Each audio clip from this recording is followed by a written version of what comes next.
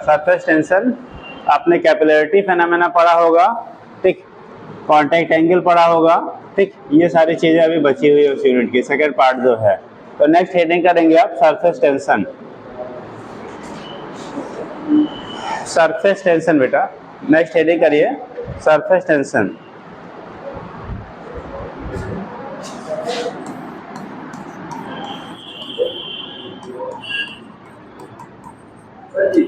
जी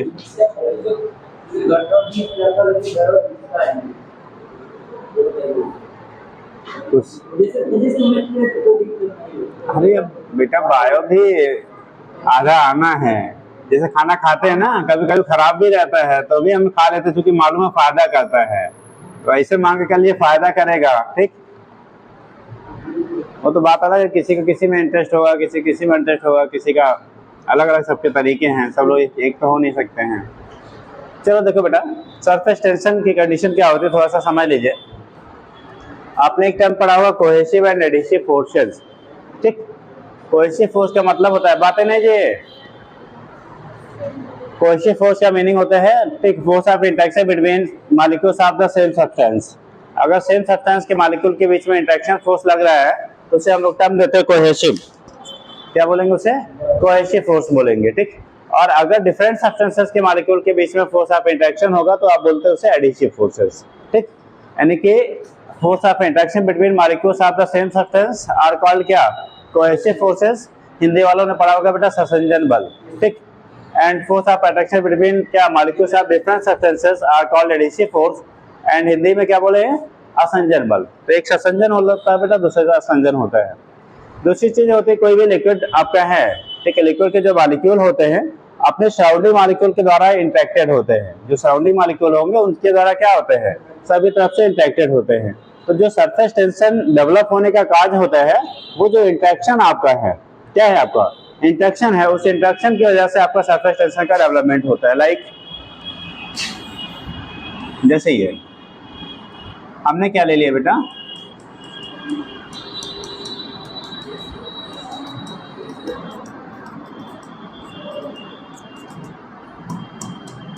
ये कोई लिक्विड है, ठीक। हम दो मॉलिक्यूल की बात कर रहे थे, ठीक। एक सरफेस पे ले लेते बेटा और एक कहीं बीच में ले लेते हैं। जो सेंटर मॉलिक्यूल आपका होगा वो अपने सराउंडिंग मॉलिक्यूल के द्वारा, जो सराउंडिंग मॉलिक्यूल होंगे बेटा, तो उस कंडीशन में जो सराउंडिंग मॉलिक्यूल होंगे ना उनसे इंटरेक्टेड होंगे। मतलब एक मॉलिक्यूल जो होगा, ठीक, ये अपने साइड वाले जितने मॉलिक्यूल यहाँ पे, ये आपका एक सर्कल हम लोग बना कर रहे हैं, उसके अंदर उस पैरामीटर के अंदर जो भी दूसरे मॉलिक्यूल होंगे उनके द्वारा वो क्या करेगा? इंटरेक्टेड होगा। मतलब अट्रैक्शन फोर्स उस पर काम करेगा। अब जब अट्रैक्शन काम करेगा तो उस केस में क्या हो रहा है बेटा, जैसे इस मॉलिक्यूल को इधर वाले मॉलिक्यूल भी अपनी तरफ अटैच करेंगे, इधर वाले भी करेंगे, इधर वाले भी करेंगे, सभी तरफ के मॉलिक्यूल जो सराउंडिंग होंगे वो इसको इंटरेक्ट करते हैं, ठीक। तो इस पे लगने वाला जो बीच में जो मॉलिक्यूल आपके होंगे नेट फोर्स की वैल्यू क्या हो जाएगी? 0। क्योंकि जैसे मान लो ये बैठी हुई है बीच में, अब इन्होंने भी जितना फोर्स लगाया उतना फोर्स इन पे इन्होंने भी लगाया, अपने डायरेक्शन में इन्होंने लगाया, उधर की तरफ इन्होंने लगाया, तो नेट फोर्स की वैल्यू क्या होगी? ठीक, नेट फोर्स क्या हो जाएगा? 0 होगा। तो इस कंडीशन में नेट फोर्स की वैल्यू जो होगी वो 0 हो जाती है। एक कंडीशन आपका यहाँ पे होगा मॉलिक्यूल्स के द्वारा, जब सराउंडिंग जो मॉलिक्यूल है इस सेंटर यानी इस पेरीमीटर में जो लाई करेंगे, जो मॉलिक्यूल होंगे वो क्या करेंगे? उस सेंट्रल मॉलिक्यूल पे क्या करेंगे? इक्वल एंड अपोजिट फोर्स से लगाएंगे, इसलिए नेट फोर्स की वैल्यू 0 हो जाती है। बट जो सरफेस पे मॉलिक्यूल लाई करेगा बेटा, अगर हम लोग एक सरफेस मॉलिक्यूल की बात करते हैं तो जो सरफेस मॉलिक्यूल होगा इसके इस साइड में जो मॉलिक्यूल हैं इनके द्वारा तो इंटरेक्शन फोर्स यहाँ पे डेवलप होगा, ठीक है। ये क्या करेंगे? इंटरेक्ट करेंगे। लेकिन अपर हाफ पोर्शन, ये ऊपर वाले पोर्शन में कोई मॉलिक्यूल नहीं है, तो नहीं मॉलिक्यूल नहीं है तो नेट फोर्स की वैल्यू इस पे क्या हो जाएगा? डाउनवर्ड या अपवर्ड? डाउनवर्ड मिलेगा।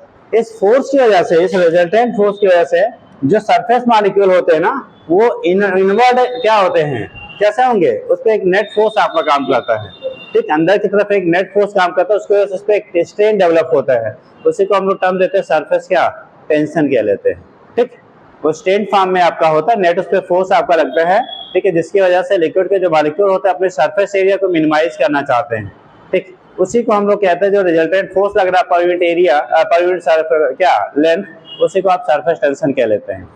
अब जब सरफेस टेंशन के टर्म में हम लोग डिफाइन करते हैं, ये कारण हो गया यानी कॉज हो गया किसकी वजह से सरफेस टेंशन डेवलप होता है, क्योंकि अपर जो लेयर होंगे इन पे रिजल्टेंट एक फोर्स कहाँ लग रहा है, डाउनवर्ड लग रहा है, यानी कि इस सेंटर, इस सर्किल जो आपने ड्रा किया इसके नीचे वाले मॉलिक्यूल जो होंगे उस पर तो रिजल्टेंट फोर्स कैंसिल हो जाएगा क्योंकि सभी तरफ से इक्वली फोर्स लग रहे हैं। बट इससे ऊपर जो होंगे, जो भी इसकी जो रेडियाई है, मान लो इसका रेडियस आपने ले लिया r, इससे ऊपर वाले जो भी मॉलिक्यूल लाई करेंगे इस लाइन से ऊपर, इसे याद रखो, इस लाइन से ऊपर जितने भी मॉलिक्यूल यहाँ तक है तब तक तो क्या हो रहा है, नेट फोर्स 0 होगा, लेकिन यहाँ से ऊपर जितने भी मॉलिक्यूल होंगे वहां पर रिजल्टेंट फोर्स की वैल्यू क्या हो जाएगी आपकी, 0 हो जाती है। रिजल्टेंट फोर्स 0 होने का रीजन क्या है, क्यों, नीचे डाउनवर्ड है, सभी तरफ से इक्वली हो गया, बट जो अपर लेयर आपके होंगे वहां पे कंडीशन क्या हो रही, डाउनवर्ड तो फोर्स लग रहा है बट अपवर्ड उसे बैलेंस करने के लिए कोई फोर्स नहीं प्रेजेंट है, और जब अपवर्ड फोर्स बेटा प्रेजेंट नहीं होगा तो उस कंडीशन में रिजल्टेंट फोर्स कहाँ लगेगा, डाउनवर्ड। तो एक जो ये डिस्टेंस हमें मिला, मतलब इस डिस्टेंस से अपर जितने भी आपके मॉलिक्यूल लाई करेंगे उस पे एक रिजल्टेंट फोर्स आपका काम करेगा, और सबसे ज्यादा कहाँ पे काम करेगा, जो टॉप मोस्ट लेयर होगा, जो टॉप मोस्ट लेयर होगा इस पे रिजल्टेंट फोर्स की वैल्यू सबसे ज्यादा होगी। बाकी इस डिस्टेंस के बीच में जितने भी मॉलिक्यूल लाई करेंगे ऊपर की तरफ इस लाइन से ऊपर, उन सब पे एक रिजल्टेंट फोर्स डाउनवर्ड काम करेगा। जैसे जैसे आप अपर लेयर की तरफ शिफ्ट करोगे वैसे वैसे रिजल्टेंट फोर्स की वैल्यू इंक्रीज करती जाएगी। जैसे मान लो हमने यहाँ पे मॉलिक्यूल कंसीडर कर लिया, ये यहाँ पे है बेटा, अब यहाँ पे है तो इसका जो रिजल्टेंट कंडीशन है, देखो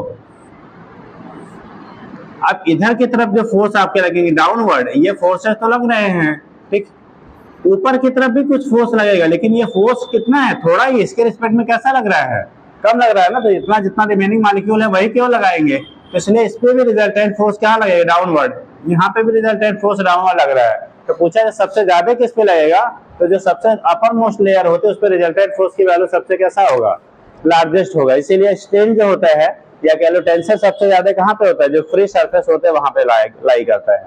अब सरफेस टेंशन को जो हम लोग डिफाइन करते हैं तो बोला जाता है अगर किसी लिक्विड सरफेस पे, आपने बोर्ड में भी पढ़ा होगा, अगर कोई लिक्विड है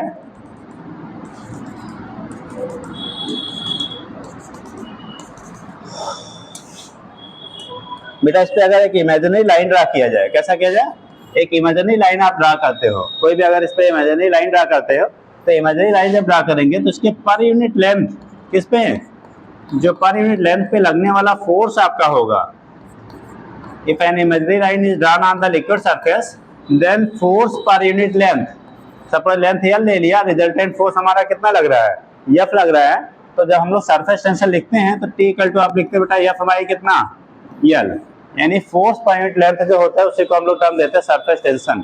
अगर यूनिट की बात करोगे आप किसके, एसआई यूनिट आप लिखोगे तो फोर्स क्या हो गया, न्यूटन, न्यूटन पर मीटर, ठीक, या दूसरा लिख सकते हो क्या, न्यूटन को हम लोग केजी मीटर पर सेकेंड स्क्वायर, तो मीटर मीटर कम जाएगा तो क्या बचेगा, केजी सेकेंड के पावर -2। डायमेंशन की आप बात करोगे बेटा तो केजी को लिखते हैं किससे, एम से, टाइम को लिखेंगे -2, तो एम टी के पावर माइनस क्या हो जाएगा, 2 हो जाएगा। तो मैथमेटिकल रिप्रेजेंटेशन होता है ये सरफेस टेंशन का। डेवलप क्यों होता है, तो उसका काज आपका ये है, ये काज होता है जिसकी वजह से सरफेस टेंशन हमारा क्या हो रहा है, एराइज हो रहा है या डेवलप हो रहा है, ठीक। अब लिख लीजिए, थोड़ा सा एडिंग कर लीजिएगा चैप्टर, ये उसी का सेकंड पार्ट है सरफेस टेंशन एंड कैपिलरिटी, या डायरेक्ट उसी में लिखिए, कंटिन्यू करिए। कौन, नहीं सरफेस टेंशन तो उसके सरफेस पे लिक्विड के हमेशा लग रहा है, कोई चीज हो या ना हो, ठीक, ऐसा नहीं कि आप सरफेस कोई ऑब्जेक्ट रखेंगे तभी उस पर सरफेस टेंशन काम कर रहा है, वो उसकी क्या होगी, जो इनहेरेंट प्रॉपर्टी है वो ऑलवेज उसमें एग्जिस्ट करेगी, ठीक है। अब वो कोई ऑब्जेक्ट आप रख रहे हो तो वो आपको फील होगा, नहीं ऑब्जेक्ट होगा तो नहीं फील होगा, ठीक।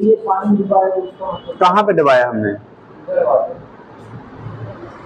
किसकी बात आप कर रहे हो, ये हमने किसी चीज को डुबाया नहीं है यार, ये एक वाटर मॉलिक्यूल लिया, ये अपने सराउंडिंग वाटर मॉलिक्यूल के द्वारा सभी तरफ से इक्वली फोर्स क्या है, इस पे अट्रैक्ट हो रहा है, जब इक्वली अट्रैक्ट हो रहा है तो इस पे नेट फोर्स की वैल्यू 0 हो गई। यहाँ पे जब लिया तो इधर देखो नीचे वाले फोर्स से ज्यादा है, ऊपर की तरफ लगने वाला फोर्स रिलेटिवली कैसा है, थोड़ा है ना, तो थोड़ा है तो इस पे नेट फोर्स कहाँ काम करेगा, डाउनवर्ड काम करेगा। अगर सरफेस मॉलिक्यूल की हम बात करें तो सरफेस मॉलिक्यूल में क्या होगा, देखो अपवर्ड कोई फोर्स ही नहीं है, तो इसमें रिजल्टेंट फोर्स जो आपका होगा ये एफ रिजल्टेंट की वैल्यू सबसे ज्यादा हो जाएगी। अगर इसे एफ डैश ले ले और एफ डबल डैश ले ले तो एफ डबल डैश की वैल्यू यहाँ 0 मिलेगी, यहाँ पे एफ की वैल्यू जो होगी वो ग्रेटर देन एफ डैश होगा और ये greater than F double dash हो गया। प्रैक्टिकली यहाँ पे अगर उसके इस लाइन के नीचे लाई करेगा मॉलिक्यूल तो उस पर नेट फोर्स की वैल्यू क्या होगी, 0 आपकी होगी। उसके नीचे अगर मॉलिक्यूल लाई कर रहा तो नेट फोर्स की वैल्यू क्या हो जाएगी आपकी, 0 हो जाएगी। समझ गया? तो ये कंडीशन आपका होता है। तो लिखिएगा सरफेस टेंशन क्यों डेवलप हो रहा है, रीजन समझ गए, वो रीजन है डेवलप होने का। ठीक, अब होता क्या है उसको हम लोग लिख लेंगे क्योंकि टाइम भी कम रहता है। लिखिए सरफेस टेंशन, लिखिए if an imaginary line, if an imaginary line is drawn, if an imaginary line is drawn at the surface of liquid, at the surface of liquid, at the surface of liquid, then force acting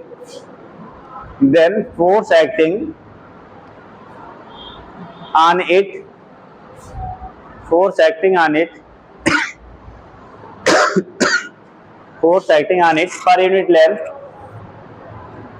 per unit length is called surface tension, is called surface tension.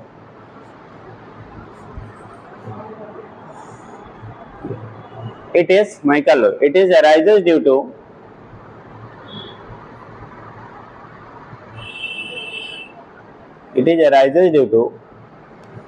किसकी वजह से, intermolecular forces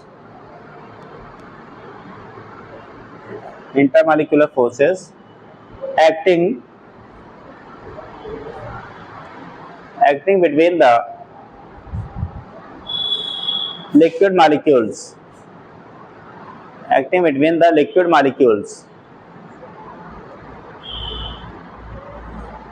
हो गया, active between the liquid molecules. आप इतने समझ ले कि ऐसे डायग्राम बना लो। देखो यहाँ पर रिजल्टेंट फोर्स मिल रहा है, यहाँ भी मिल रहा है बेटा, यहाँ पे वैल्यू क्या हो रही है, 0। तो इस लाइन के नीचे जितने भी मॉलिक्यूल होंगे उस पर रिजल्टेंट फोर्स की वैल्यू 0 हो जाएगी, इसलिए ये अनस्ट्रेन्ड कंडीशन में कहलाते हैं। और जो सरफेस वाले होंगे या इसके बीच में जो लाई करेंगे वो स्ट्रेन्ड कंडीशन में, तनाव की स्थिति में, वही जो तनाव डेवलप होता है उसी को हम क्या कहते हैं, पृष्ठ तनाव कह लेते हैं। जो टेंशन डेवलप होता है उसी को क्या कह लेते हैं हम लोग, सरफेस टेंशन कह लेते हैं। ठीक है, तो वो भी बना लीजिए, साथ में बना के नोट कर लीजिए।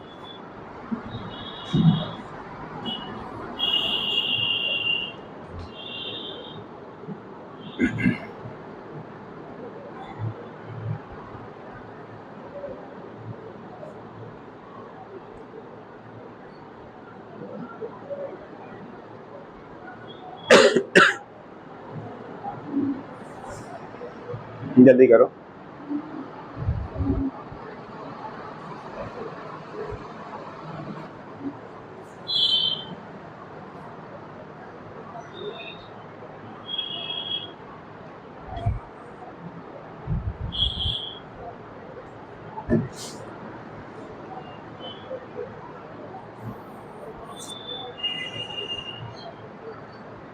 हो गया बेटा?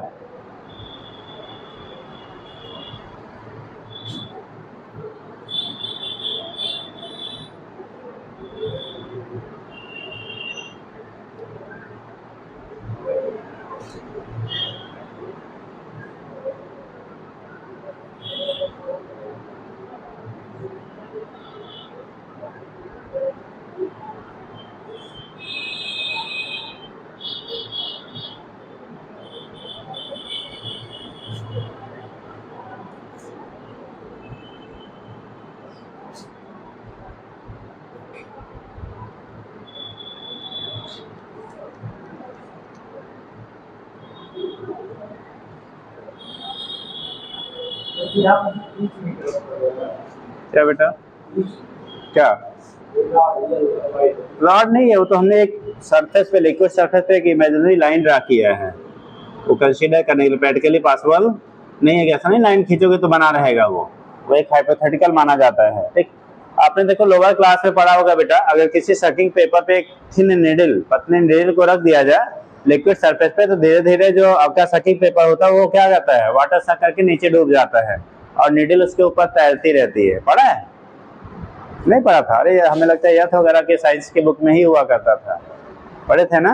पता नहीं है यार, 10th वाला तो याद ही नहीं है, 9th और 6th वाला कहाँ याद है ना देवियों? ठीक, पढ़ी थी नहीं? पढ़ा था? किसी सकिंग पेपर के हेल्प से किसी निडल को अगर वाटर सरफेस में रखते हैं तो सकिंग पेपर डिप कर जाता है और निडल ऊपर क्या करती है, तैरती रहती है। पढ़ा है? देखो तो चलिए ठीक, फिलहाल आपसे सुन लीजिए। ठीक है, तो उस कंडीशन में रीजन आपका जो होता है निडल के, क्या आप ऐसे रखोगे तो डूब जाएगा, लेकिन बड़े अगर आप जेंटली रखा जाता है तो उसके इसमें वो तैरता है। तैरने का कॉज जो आपका होता है वो ड्यू टू सरफेस टेंशन। दूसरा आपने पढ़ा होगा, जब क्या जो ब्रशेज होते हैं, शेविंग ब्रश वगैरह होता है, ठीक है, तो अगर शेविंग ब्रश को हम लोग पानी में डिप करते हैं तो क्या करता है, उसके जो स्टिंग्स होते हैं क्या फैल जाते हैं, और जब बाहर निकलते हैं तो क्या होता है, फिर चिपक जाते हैं, होता है ना? ठीक, तो वो भी काज क्या होता है, ड्यू टू सरफेस टेंशन। ठीक, आपने देखा होगा गर्मी के उसमें क्या कहते हैं, कपड़े को जो होते हैं, ठीक है, कॉटन के जो बेडशीट वगैरह होते हैं, या पहले के टाइम पे जब कॉटन के कपड़े लोग पहना करते थे तो मोस्टली जो है कपड़े क्या इतने जब डिटर्जेंट वगैरह नहीं होते थे तो लोग गर्म पानी में धुला करते थे। किसमें? गर्म पानी में धुलते थे। तो गर्म पानी गर्म करने से क्या फायदा होता था जी? पानी का जो सरफेस टेंशन होता है बेटा वो रिड्यूस हो जाता है। जब हम लोग हीट करते हैं वाटर को तो सरफेस टेंशन क्या होता है, घट जाता है। ठीक, इसी वजह से आपने पढ़ा होगा दूसरा एग्जाम्पल की गर्म चाय अच्छा लगता है कि ठंडा जी? है? अच्छा, पीती नहीं इसलिए कोई पता नहीं है। अरे कभी पिया कि नहीं? कभी नहीं पिया, बड़ी अच्छी बात है यार। ठीक, चलिए ठीक, यार पीना भी नहीं चाहिए बट पी लेते हैं लोग, है ना?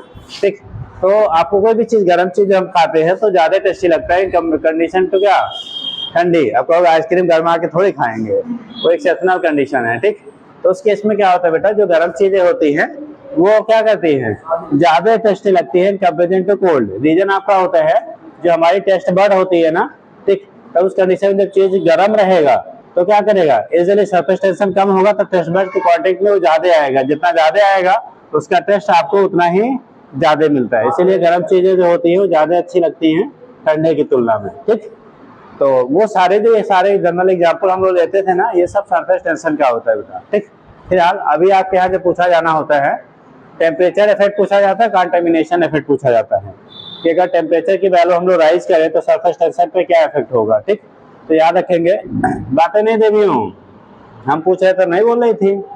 हाँ, तो जब उस कंडीशन में क्या होगा, सरफेस टेंशन की बात करोगे आप, ठीक, तो टेम्परेचर जब राइज करेंगे तो लिक्विड का सरफेस टेंशन बेटा रिड्यूस करता है। On increasing temperature of liquid surface tension will be reduces, surface tension की वैल्यू घटती है। ठीक, आप जैसे हम लोग डिटर्जेंट वगैरह लेते हैं ना, साबुन डिटर्जेंट जो भी हम लेते हैं डिटर्जेंट कपड़े धुलने के लिए, तो उस डिटर्जेंट का रोल जो मेन होता है क्या करना, सरफेस टेंशन की वैल्यू को रिड्यूस करना।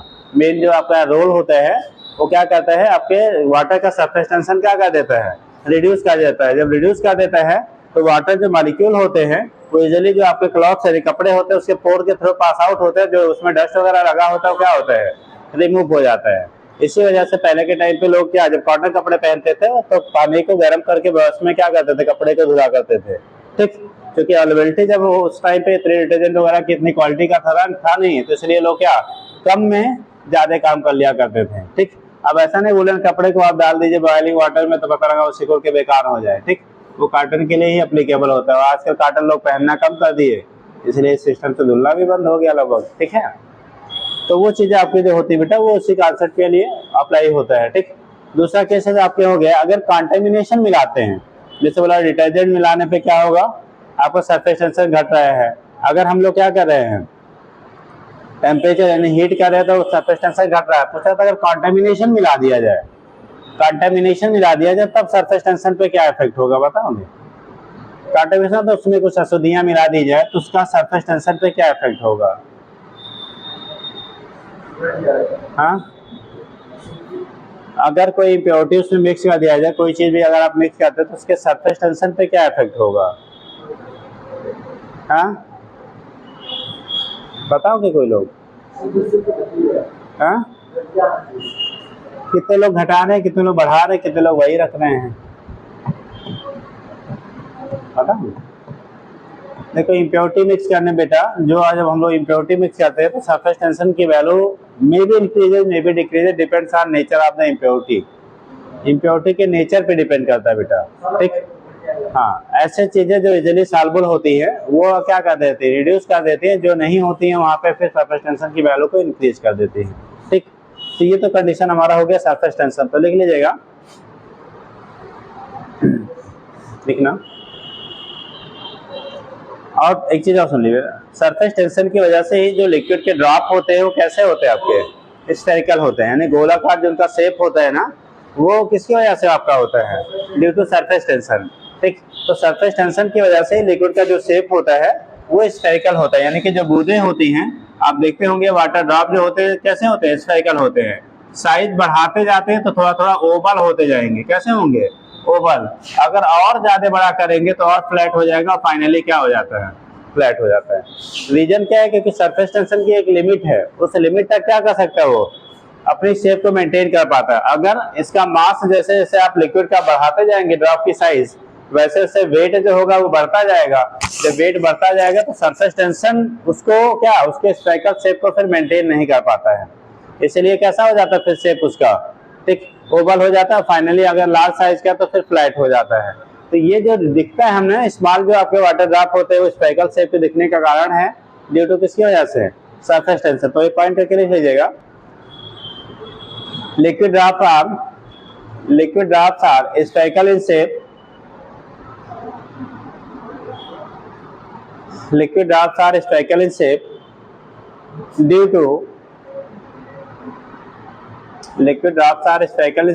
due to surface tension.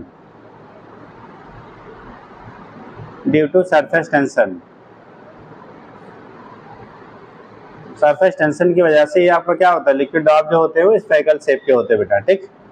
इसी तरह से अगर जो टिनी हमारे क्या होते हैं, नीडल्स होते हैं, थिन नीडल्स होते हैं, वो लिक्विड सरफेस पे क्या करते हैं? फ्लोट करते हैं। उसके फ्लोटिंग के कारण भी सरफेस टेंशन, अब साइज से लिखा नहीं है क्योंकि बहुत नीड नहीं उसकी है, तो वो सारे काज भी क्या होता है आपका? सरफेस टेंशन की वजह से ही होता है। तो ये केस आपका होता है, यहाँ से दिखा देते हैं, जो आपके शेप हो गया, जो उनका क्या होता है फ्लोटिंग कंडीशन आपकी हो गई, या जो हम लोग हीट करने पे या क्या हीटर क्या आइटम खाने वाले जो होते हैं वो ज्यादा टेस्टी लगते हैं, उनका काज हो गया, ये सब आपका क्या हो गया? सरफेस टेंशन का काज होता है। यही पॉइंट लिख लीजिएगा, ऑन इंक्रीजिंग टेम्परेचर,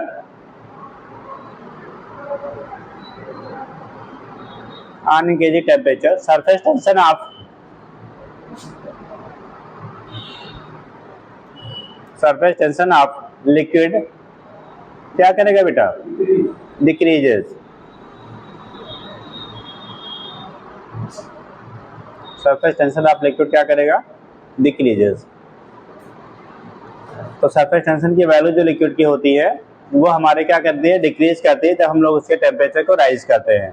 तो राइज करने पे सरफेस टेंशन की वैल्यू में जो चेंजेस आपकी हो रही है उसका रीजन आपका हो गया किसकी वजह से? जो मॉलिक्यूल होंगे, मॉलिक्यूलर इंटरेक्शन, जब एनर्जी बढ़ेगी तो इंटरेक्शन घटेगा, तो जो आपका स्टेट डेवलप हो रहा था ना उसकी वैल्यू क्या होती है? घट जाती है। उस घटने की वजह से बेटा हमारा क्या होता है? सरफेस टेंशन की वैल्यू आपकी रिड्यूस कर जाती है। आगे लिखिएगा एक पॉइंट अगले लाइन से,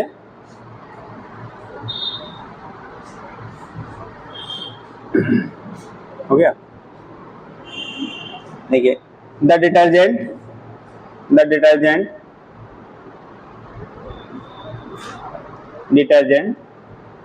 on adding in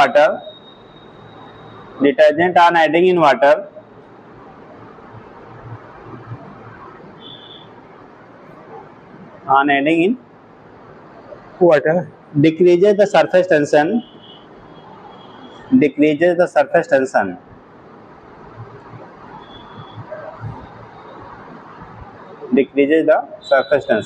तो अगर डिटर्जेंट यूज करते हैं बेटा तो सरफेस टेंशन की वैल्यू क्या करता है? डिक्रीज करेगा। और जब सरफेस टेंशन डिक्रीज करेगा तो फ्री सरफेस एरिया को क्या करेगा, वो इंक्रीज करा देता है। जो फ्री सरफेस एरिया होगा बेटा उसकी वैल्यू क्या करेगा, वो इंक्रीज करेगा, यानी कि जो सरफेस पे स्ट्रेन हो रहा था स्ट्रेन की वैल्यू आपकी घट जाती है। ठीक, तो याद रखेंगे क्या होगा, क्या इफेक्ट होता है। तो इसीलिए हम लोग डिटर्जेंट का यूज करते हैं। अब देखते होंगे मार्केट में आपको जो डिटर्जेंट होते हैं वो अलग अलग क्या ब्रांड के जो हैं अलग अलग उनके कास्ट हैं। ठीक, कुछ सस्ते भी आते हैं, कुछ महंगे भी आते हैं। तो वो जो डिपेंड करता है ना, जो उसकी क्या क्वालिटी आपकी होती है, कौन से क्वालिटी का आप यूज कर रहे हो, उससे अकॉर्डिंग उसका कॉस्ट होता है। जो कॉस्ट आपका है वो उसकी क्वालिटी पे डिपेंड करता है। जैसे कुछ ऐसे होते हैं साफ तो करेंगे लेकिन क्या किसके जो डस्ट है उसके साथ में कलर को भी साफ कर देते हैं, है ना। कुछ ऐसे मार्केट में आते हैं कि अगर आपको क्या कपड़े उससे लगातार धुल दीजिए तो उससे कलर वालर क्या होंगे, महीने भर में गायब हो जाएंगे। ठीक, तो क्या क्लीनिंग पावर तो है, जो क्लीनिंग एक्शन है वो है, बट कंडीशन क्या है उसमें जो सेफ्टी है क्लोथ्स की वो चीजें नहीं रहती हैं। ठीक, तो इस टाइप का कंडीशन आपका होता है। उसमें फिर आपके हाथों की सेफ्टी, बाकी चीजें कैसी हैं, क्या स्मेल है, उन सबके बेस पे आपकी क्वालिटी जो आपके मार्केट में है, जो डिटर्जेंट अवेलेबल है उनके अलग अलग होते हैं। उसका रीजन आपका वही होता है बेटा। ठीक, सबसे अच्छी, अब मार्केट में बहुत सारी कंपनियां हैं जो अपने आप को अच्छी कहती हैं, फिलहाल आप यूज करके देखो कौन सबसे अच्छी है। हाँ, है ना। तो हाँ, सब अपने आप में अच्छी हैं। ठीक, तो वो चीजें आपकी जो होती है वहां से हम लोग डिटरमाइन कर लेते हैं कैसा है। आगे लिखेंगे बेटा next, surface energy. Surface energy, surface energy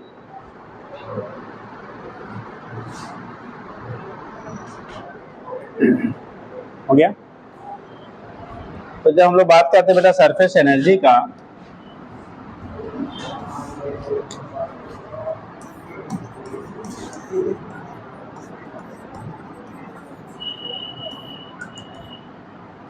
ठीक, किसी भी लिक्विड सरफेस के अगर फ्री सरफेस एरिया को आप इंक्रीज करते बेटा, क्या करेंगे, इंक्रीज करेंगे।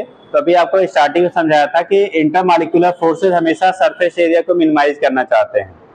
जो सरफेस टेंशन है उसकी वजह से इंटरमॉलिक्यूलर फोर्सेस जो उनके बीच डेवलप होगा वो सरफेस एरिया को क्या करना चाहता है, मिनिमाइज करना चाहता है। बट अगर उसके अगेंस्ट में आप उसके सरफेस एरिया को इंक्रीज करेंगे तो आपको वर्क करना पड़ेगा। क्या करना पड़ेगा, वर्क करना पड़ेगा। जो वर्क डन आपका होगा पर यूनिट एरिया, जो वर्क डन पर यूनिट क्या होगा, सरफेस एरिया होता है, यानी कि उसी को हम लोग सरफेस एनर्जी कह लेते हैं बेटा। The work done per unit area is called, कोई इमरजेंसी है क्या? ठीक, तो वर्क डन पर यूनिट जो सरफेस एरिया होता है उसी को हम लोग क्या कह लेते हैं, सरफेस एनर्जी कह लेंगे। क्या कह लेंगे, सरफेस एनर्जी कह लेते हैं। अब कंडीशन कैसे होता है वाला हम लोग डायमेंशनली बात करते हैं।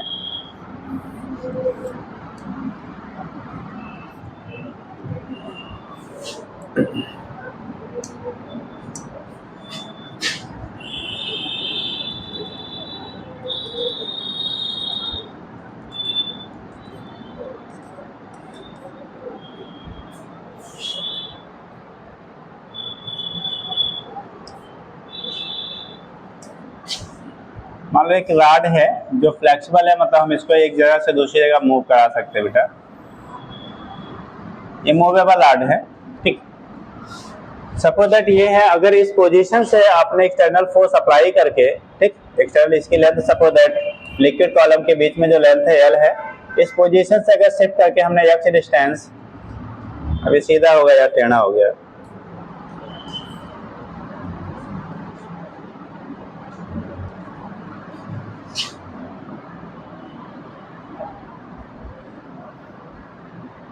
अगर इस पोजीशन से हमने एक्स डिस्टेंस या डी एक्स डिस्टेंस को आपने शिफ्ट किया, लेंथ आपका एल है और सरफेस टेंशन जो लिक्विड का है ये सपोज दैट टी है, तो इस पे इस फोर्स के अगेंस्ट में फोर्स अप्लाई करके, सरफेस टेंशन के अगेंस्ट में फोर्स अप्लाई करके हमें क्या करना पड़ेगा, इसको मूव कराना पड़ेगा। मूव कराने बेटा आपको वर्क करना पड़ेगा। जो वर्क डन हम लोग करेंगे ना, क्या करेंगे, वर्क डन जो हम लोग करेंगे, work per unit area, work done per unit area, जितना work done per unit area आपको करना पड़ेगा उसके एरिया को चेंज करने के लिए, उसी को हम लोग वहां पे कहेंगे स्टोर्ड होगा एज ए सरफेस किसके, एनर्जी के फॉर्म में। मतलब उसको डिस्प्लेस करने में जितना आपने वर्क किया पर यूनिट एरिया डिस्प्लेस करने में, वो आपका सरफेस टेंशन के फॉर्म में स्टोर होता है। तो सरफेस एनर्जी के फॉर्म में क्या होगा, स्टोर्ड आपका होता है। ठीक, तो डायग्राम बना लीजिए, फिर दिखाते हैं।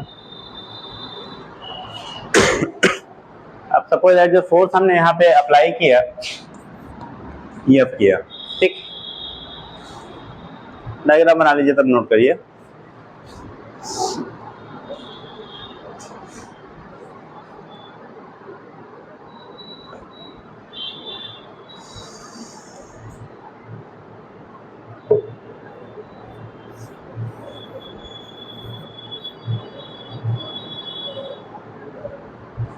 वहां से x डिस्टेंस आपने डिस्प्लेस किया, dx डिस्टेंस बेटा हम लोग डिस्प्लेस कर रहे हैं इसके ओरिजिनल पोजीशन से। ओरिजिनल पोजीशन से जो डिस्प्लेसमेंट है ना, वो dx डिस्टेंस आप क्या कर रहे हो, उसको डिस्प्लेस कर रहे हो। ठीक, तो उस डिस्प्लेसमेंट आपको जो वर्क करना पड़ेगा वो स्टोर हो जाएगा आपका उसके किसमें, सरफेस एनर्जी के फॉर्म में। तो नोट करिएगा।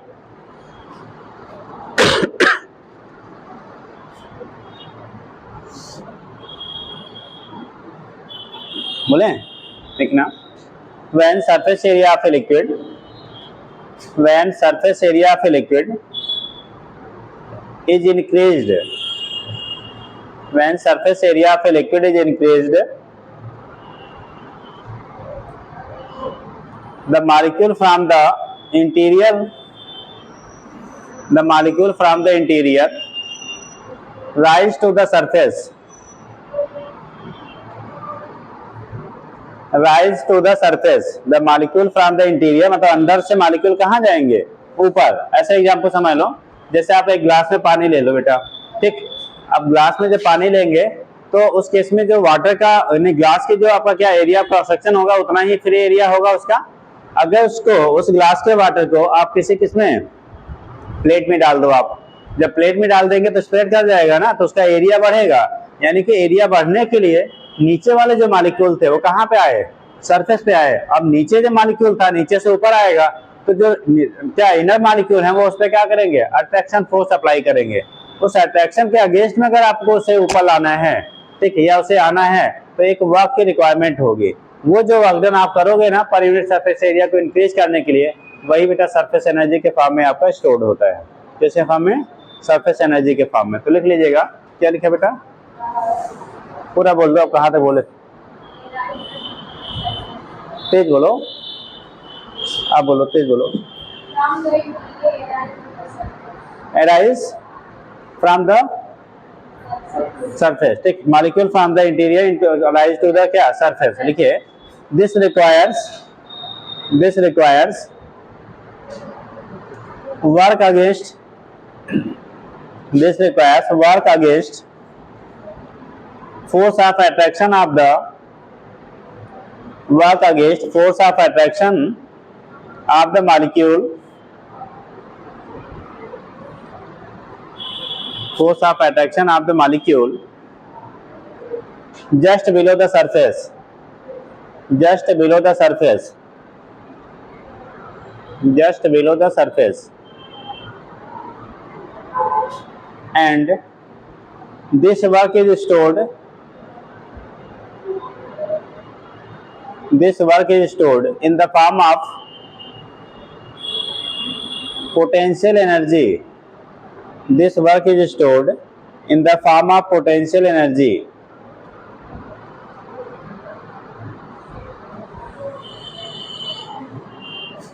हो गया।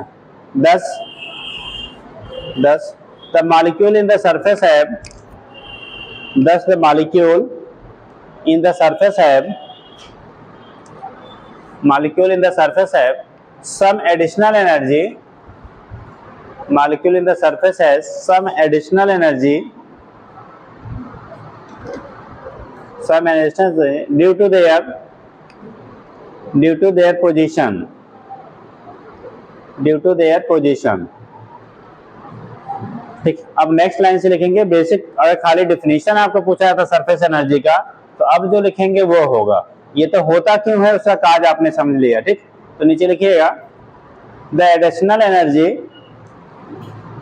या द एडिशनल एनर्जी पर unit area of the surface, the additional energy per unit area of the surface is called, the additional energy per unit area of the surface is called, क्या कहलाएगा बेटा? Surface energy is called surface energy.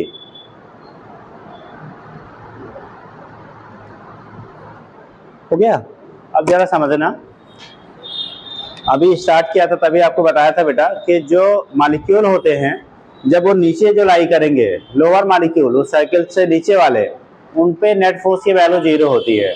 But अगर उसे आप ऊपर shift कर रहे थे, जैसे वो ऊपर आएगा ठीक, उस पे एक नेट डाउनवर्ड फोर्स लगना स्टार्ट होगा। अब उस जो रीजन आपने बताया था, देखो पीछे अभी होगा, इस पॉइंट से जैसे ऊपर मॉलिक्यूल जाएगा उस पर नेट डाउनवर्ड फोर्स लगना स्टार्ट हो गया ना।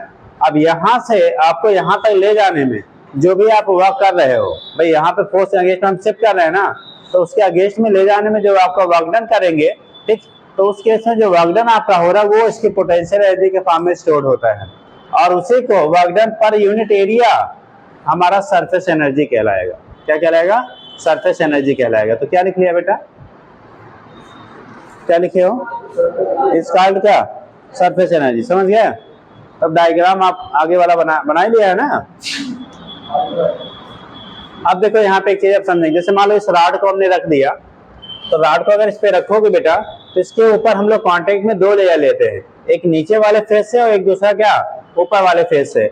अभी आपने पढ़ा था F(T)F/L, यही पढ़ा था ना। तो ये तो कंडीशन एक सिंगल अगर सरफेस होता कांटेक्ट में तो हम लोग लेते T(F/L। यहाँ पे क्या हो रहा है, इस लेंथ L का अपर लेयर भी है और इसका लोअर लेयर, तो 2 लेयर हमारा उसके लिक्विड के कांटेक्ट में होता है।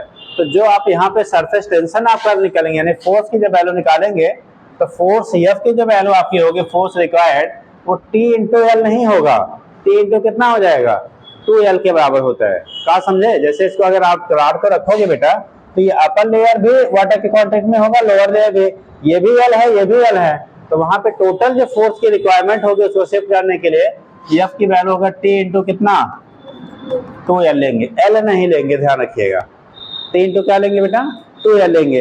अब हमें क्या करना है, वर्क की वैल्यू फाइंड आउट करनी थी, तो वर्क डन जो dW की वैल्यू होगी F इंटू dx क्या होगा, बराबर हम लोगों ने डिस्प्लेस कितना किया है? dx किया है। तो यहाँ जो वर्क डन होगा स्टेटमेंट अभी लिख देंगे, dW की वैल्यू होगी F इंटू कितना?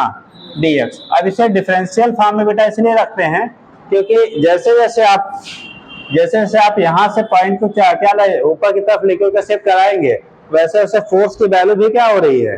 चेंज हो रही है, यानी बढ़ रही है। अगर फोर्स वेरिएबल है तो W इक्वल टू Fx या Fd नहीं लिख सकते हैं, वहां पे फिर डिफरेंशियल फॉर्म में यानी कि हम इंटीग्रेट करके वैल्यू आप क्या करोगे? निकालना पड़ेगा, ठीक, क्योंकि फोर्स की वैल्यू टाइम के साथ क्या कर रहा है आपका? वेरी कर रहा है, ठीक है।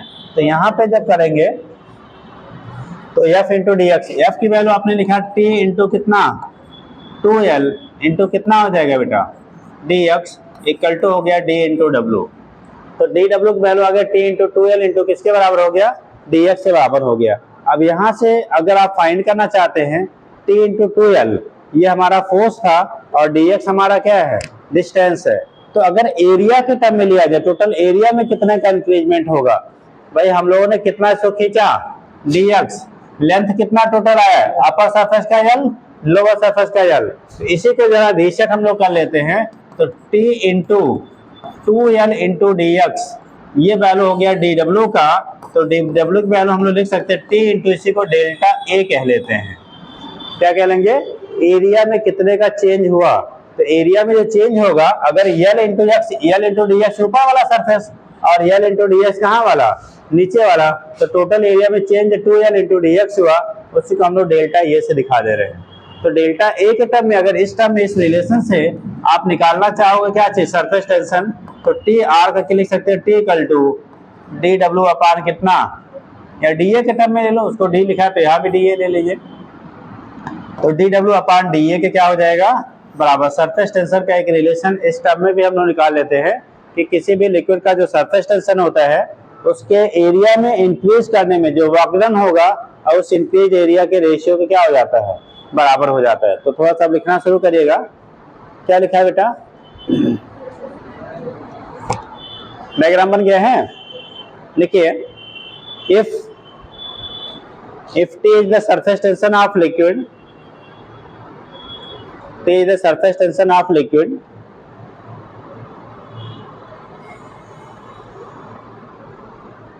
T is the surface tension of liquid, ठीक, and ठीक, each surface of liquid will be pulled, and then कर लो, and then each surface of liquid will be pulled,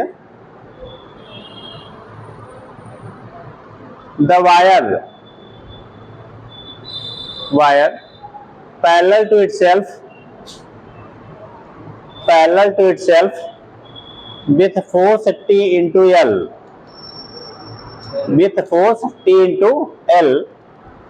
then net force on the wire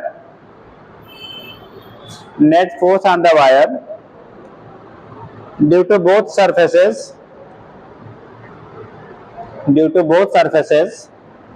is 2T into L.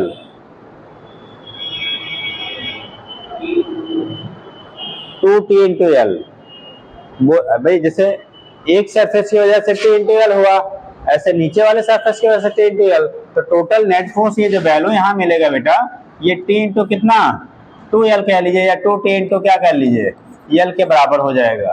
Net force जो यहाँ पे add करेगा बेटा, इसको जो required होगा, ठीक है, इसकी अब ये हम एक्सटर्नल फोर्स जो इधर की तरफ लग रहा है, इसके अगेंस्ट जो लगाएंगे, इसकी वैल्यू 2T into L के रिजल्टेंट बराबर हो जाएगा, ठीक। तो नीचे लिखिएगा नेक्स्ट लाइन से, on applying external force F equal and opposite to कर दो, equal and opposite to force due to surface tension, equal and opposite to force due to surface tension, for maintaining the equilibrium of wire,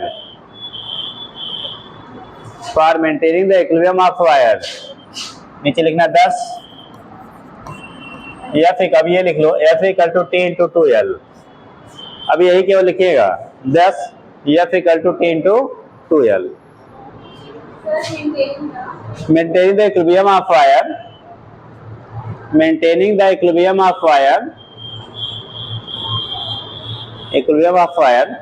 ठीक, नीचे लिखिए 10 F equal to T into 2L, हो गया।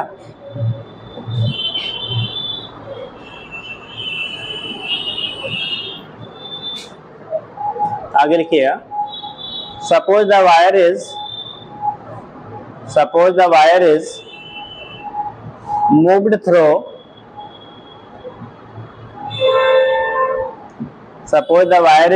Through ये small distance dx,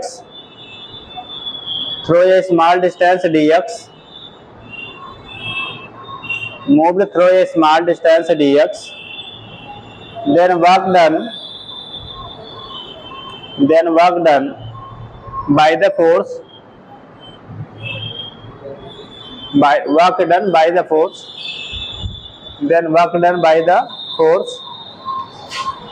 लिख लीजिएगा, यहाँ से नोट करो, यहाँ से यहाँ पे लाइएगा, इसके बाद फिर रुक जाइएगा। Work done by the force dw equal to F into dx, तो dw वैल्यू F की जगह T इंटू 2L हो गया इंटू dx, वहां से वैल्यू पुट करके हम लोग कैलकुलेट कर लेते हैं।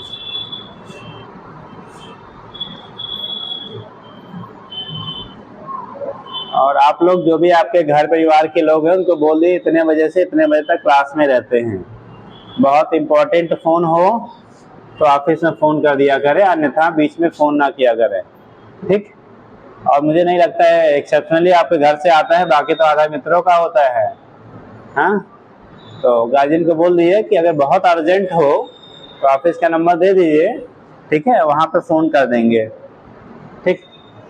अब वहाँ पे फ़ोन करना होगा तो उनको बहुत अर्जेंट होगा तभी करेंगे, आपके पास होता घंटे बजा दिए, मोबाइल घर आप में है ये है, तो अगर नहीं है तभी अच्छा आप क्लास में हो, ठीक है, अच्छा बाद में बतियाएंगे, हाँ, ठीक हो गया। जैसे कहते हैं फ्रिक्शन इज नेसेसरी इविल, वैसे mobile is also necessary evil, हाँ, ये भी आवश्यक बुराई ही है ना, हाँ।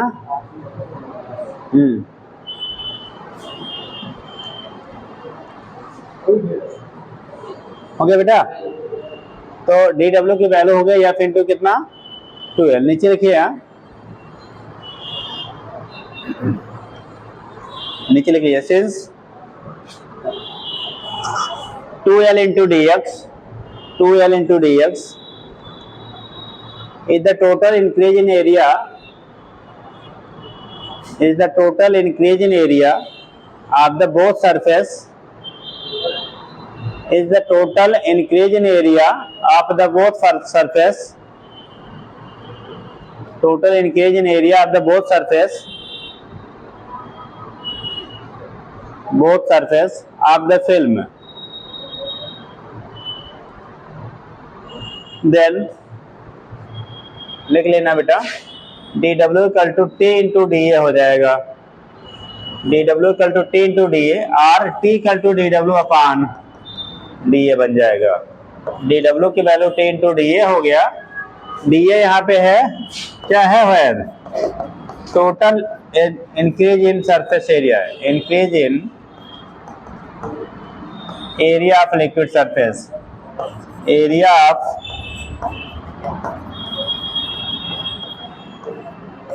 Liquid surface, total area liquid surface का जो इंक्रीजमेंट होता है उसके बराबर हो जाएगा डी ए की वैल्यू, ठीक। तो इसके बेस पे भी हम लोग सरफेस टेंशन को क्या कर लेते हैं, रिप्रेजेंट कर लेते हैं। अगर सरफेस टेंशन को वर्क डन और एरिया में चेंज के बेस पे देखते हैं तो यहाँ से भी निकाल सकते, जैसे वहाँ पे F/L निकाला था ना, ऐसे यहाँ का आपको वर्क डन दिया गया है और एरिया कितना इंक्रीज हो रहा है उसकी वैल्यू गिवन है, तो उसके बेस पे भी हम लोग डिटरमाइन कर सकते हैं बेटा, ठीक हो गया।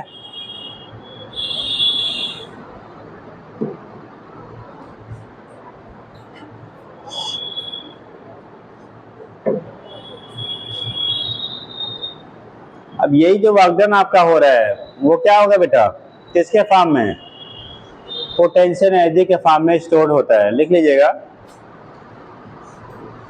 अगर ये कंसीडर किया जाए कि जो भी हमने वर्कडन किया उसकी वजह से लिक्विड मॉलिक्यूल की एनर्जी यानी वेलोसिटी में कोई चेंज नहीं हो रहा है, और जब वेलोसिटी चेंज होगी तो उसकी काइनेटिक एनर्जी में कोई चेंजेस नहीं होंगी बेटा। तो अगर काइनेटिक एनर्जी आपकी चेंज नहीं हो रही है,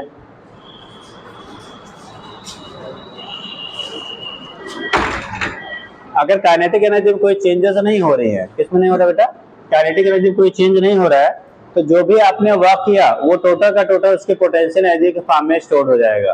तो नीचे लिख लीजिएगा, since there is no change in kinetic energy, since there is no change in kinetic energy,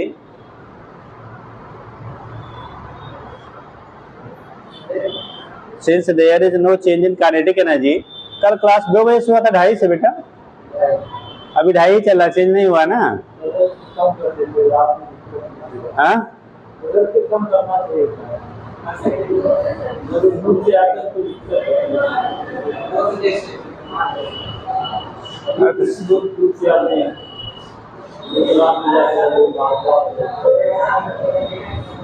बेटा प्रॉब्लम ये है कि सर लोग नहीं पहुंच पाएंगे स्कूल की वजह से, वो भी तो एक इशू है। अभी इधर छुट्टियां उट्टियां शायद हैं तो इसलिए 2 बजे से एडजस्ट हो जाएगा, बाद में फिर पहला क्लास हमारा रहेगा तो हम मैनेज कर लेंगे अपना बैच थोड़ा सा आगे करके।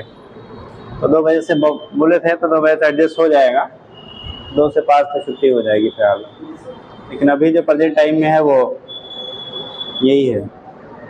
चलो देखो क्या लिख दिया बेटा, there is no change in क्या काइनेटिक एनर्जी, लिखिएगा the work done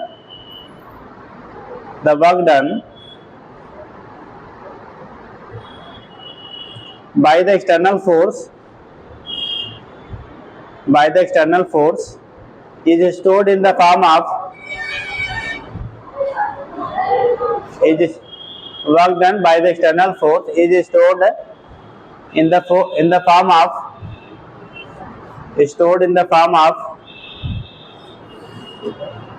potential energy of the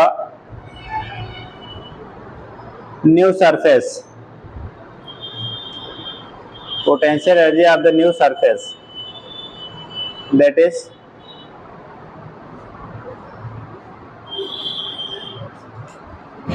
जो T की वैल्यू होगी बेटा, ये du अपान dA के क्या हो जाएगा, बराबर हो जाएगा। ठीक,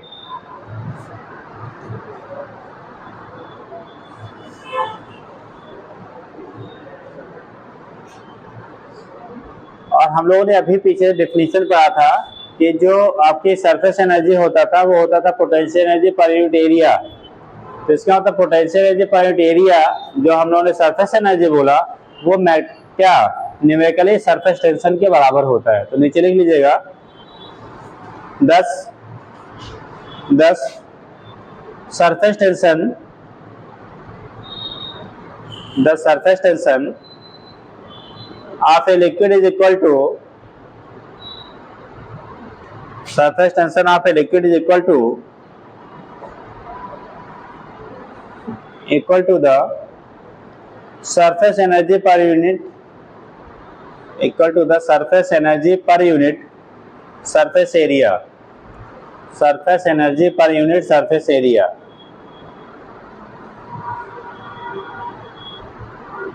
पर यूनिट क्या हो जाएगा बेटा, सरफेस एरिया। तो उसके बराबर हो जाता है न्यूमेरिकली, इसके बेस पे हम लोग डिटरमाइन कर लेते हैं बेटा। ठीक, तो ये तो केस हो गया सरफेस एनर्जी क्या होगा, यानी सरफेस एनर्जी की जो वैल्यू होती है वो सरफेस टेंशन के क्या हो जाएगा, न्यूमेरिकली इक्वल होता है। ठीक है, तो यहाँ से आप रिप्रेजेंट कर लेते हैं बेटा, इसी को आपने कहा सरफेस एनर्जी। नेक्स्ट लिखिएगा अगला हेडिंग, एक टर्म आता है बेटा किसी भी सॉफ्ट बबल हो, एयर बबल हो या लिक्विड ड्रॉप हो, तीन कंडीशन हम लोग पढ़ते हैं। एक्सेस प्रेशर, जैसे अगर स्फेरिकल है ना तो स्फेरिकल शेप को मेंटेन करने के लिए कुछ ना कुछ अंदर से एक्स्ट्रा प्रेशर लग रहा होगा तभी उस शेप का है, नहीं तो क्या करेगा वो, ठीक है, उसके शेप में चेंजेस हो जाएगी। जैसे मान लो ये बैलून फूंक मार के फुलाया कि नहीं, बैलून को फुलाया, अरे बर्थडे फुलाया होगा, ठीक है। तो जब हम लोग क्या करते हैं, फुलाते हैं, तो उस केस में हमें क्या करना पड़ता है जी, अपने हवा भर जाता है, क्या करना पड़ता है, एक प्रेशर से हमें उसमें एयर फील्ड करते हैं। जैसे जैसे उसमें क्वांटिटी बढ़ती जाती है एयर की, वैसे वैसे उसमें प्रेशर की वैल्यू हमें और ज्यादा बढ़ाना पड़ता है। मतलब स्टार्टिंग में आसानी से भराता है, बाद में क्या होता है और मुश्किलें होती है। ठीक, तो इसका मतलब उसके शेप को मेंटेन करने के लिए आपको एक एक्स्ट्रा यहाँ पे प्रेशर की रिक्वायरमेंट होती है इस शेप को मेंटेन करने के लिए बेटा। ये जो एक्स्ट्रा प्रेशर की नीड है, क्योंकि सरफेस टेंशन की वजह से क्या करेगा, ये श्रिंक करना चाहेगा, उस श्रिंकेज से रोकने के लिए आपको अंदर से एक एक्स्ट्रा प्रेशर की रिक्वायरमेंट होती है। इसी प्रेशर को हम लोग क्या लेते हैं बेटा, एक्सेस प्रेशर, और रिप्रेजेंट करते हैं डेल्टा पी से। ठीक, क्या कहते हैं उसे, एक्सेस प्रेशर कहेंगे, और रिप्रेजेंट करेंगे किससे, डेल्टा पी से। अब जो एक्सेस प्रेशर की वैल्यू होती है बेटा, हम लोग तीन टाइप का पढ़ते हैं। एक आपने पढ़ा होगा एयर बबल, मान लो हमने इसको ले लिया एयर बबल।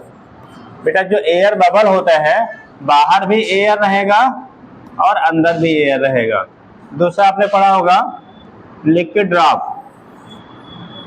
अगर लिक्विड ड्रॉप की आप बात करते हो, किसकी बात करते हो बेटा, लिक्विड ड्रॉप की बात करते हैं, तो ये अगर हम लोग बोल दिया लिक्विड ड्रॉप,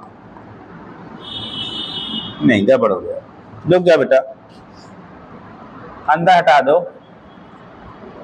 एयर बबल जो होता है, एयर बबल का जो फॉर्मेशन होता है बेटा ना, थोड़ा सा आप इसको क्लियर कर लीजिए। सॉफ्ट बबल, एयर बबल, थोड़ा सा कंफ्यूजन आपको होगा, अभी बता दे रहे हैं, ये पहले बना लीजिए।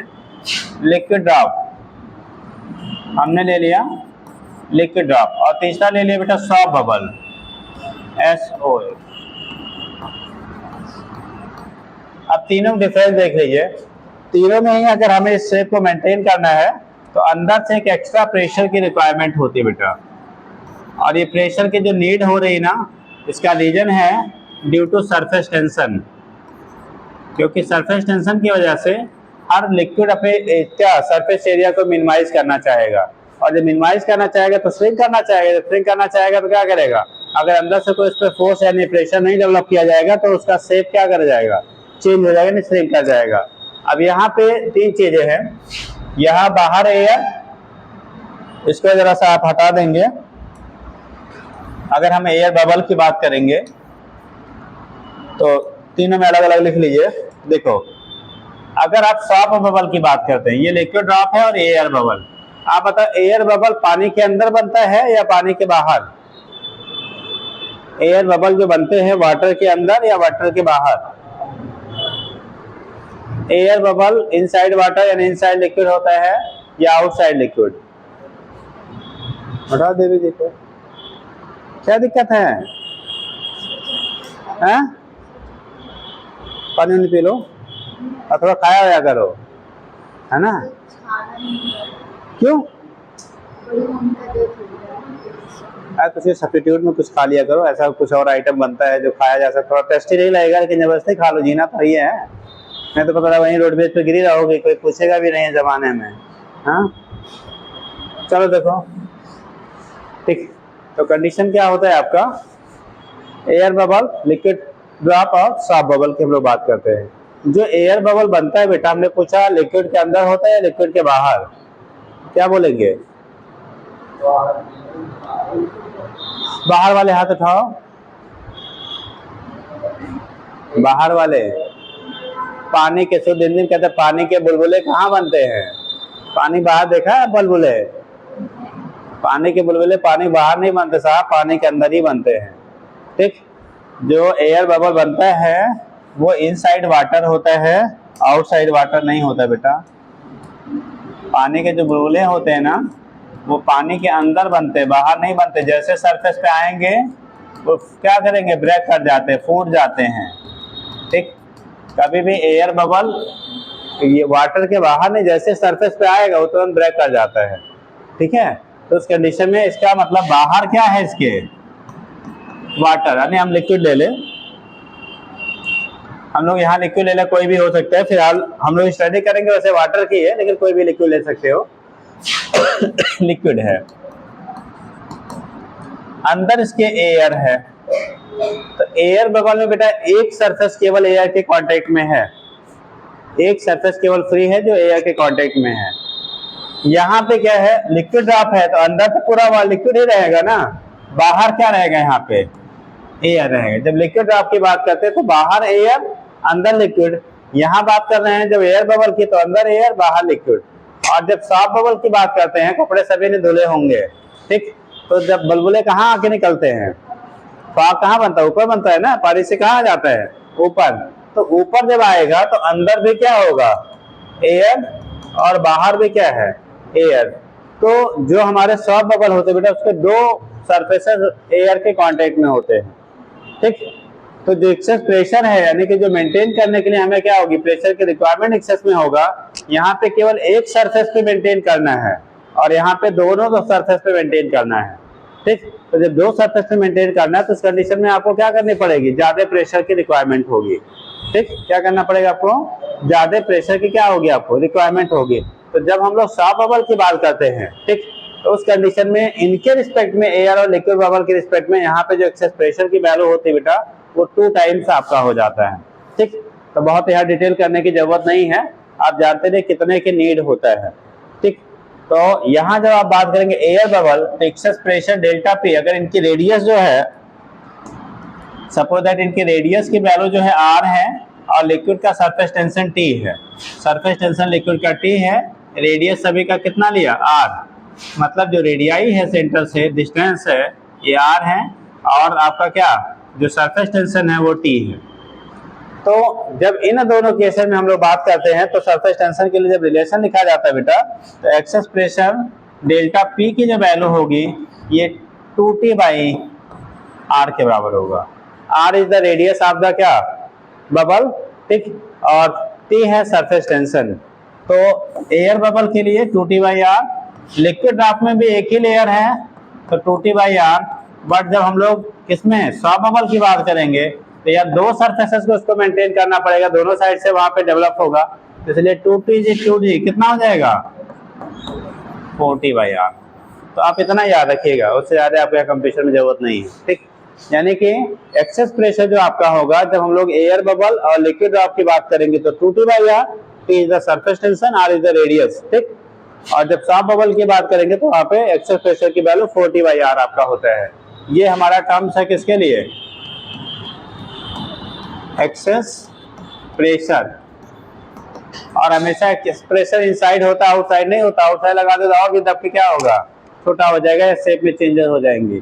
तो इसी को टर्म देते हैं हम लोग बेटा excess pressure. The extra pressure required for maintaining the shape of the क्या क्या किसका स्फेरिकल शेप, अब चाहे वो बबल हो चाहे ड्रॉप हो कुछ भी हो, ठीक है, इज कॉल्ड क्या एक्सेस प्रेशर। तो लिख लीजिए, हेडिंग बनाइएगा एक्सेस प्रेशर।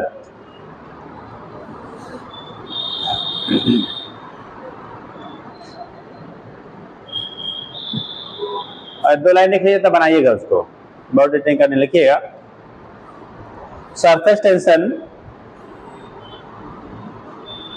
या तो ऐसे कर लो, एक्सेस प्रेशर इनसाइड कर लो, inside the bubble or drop. Excess pressure पूरा हेडिंग कर लो, नहीं तो एक्सेस प्रेशर इनसाइड कर लो, inside excess pressure inside the bubble, inside the bubble or drop, inside the bubble or drop.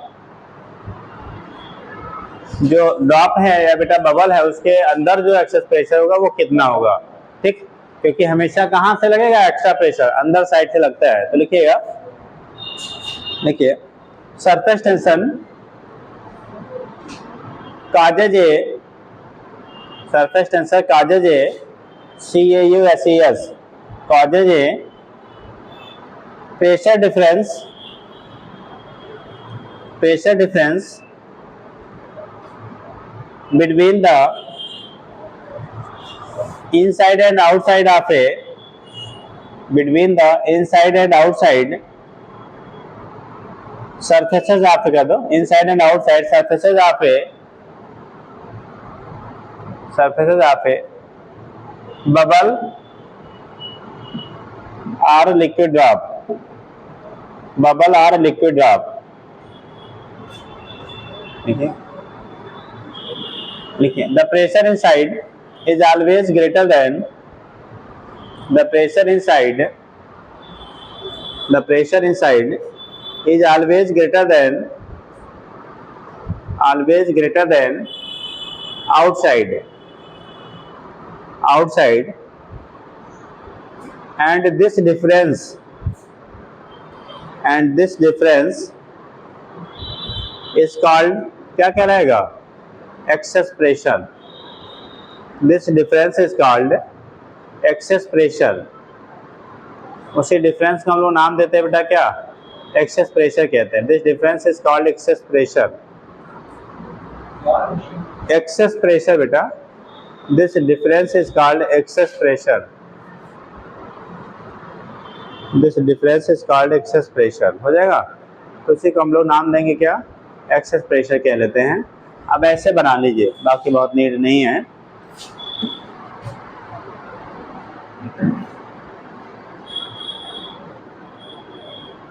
किसके लिए कितना होगा ये चीज आपको याद होना चाहिए, ठीक।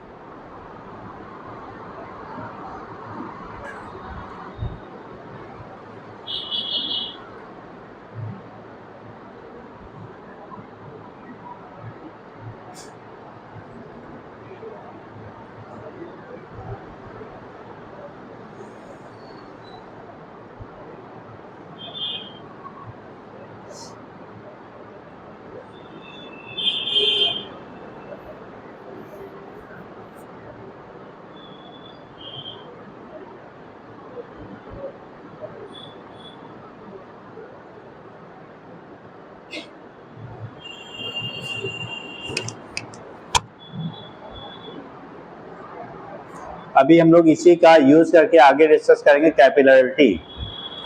किसी का तो हिंदी वालों ने पढ़ा होगा, किसी कैपिलरी ट्यूब में लिक्विड का राइज या फॉल करने को आप क्या कहते हो, capillarity. The phenomena of rise और fall of liquid in a capillary tube is called capillarity. तो इसी कॉन्सेप्ट को यूज करके वहां पे हम लोग एक्सप्लेन करते हैं कैपिलरिटी को, ठीक है। सुना है कैपिलरिटी जी, पढ़ा है? भगवान जाने, हम लोग का जाने हैं, तो पढ़ के आया कर बेटा।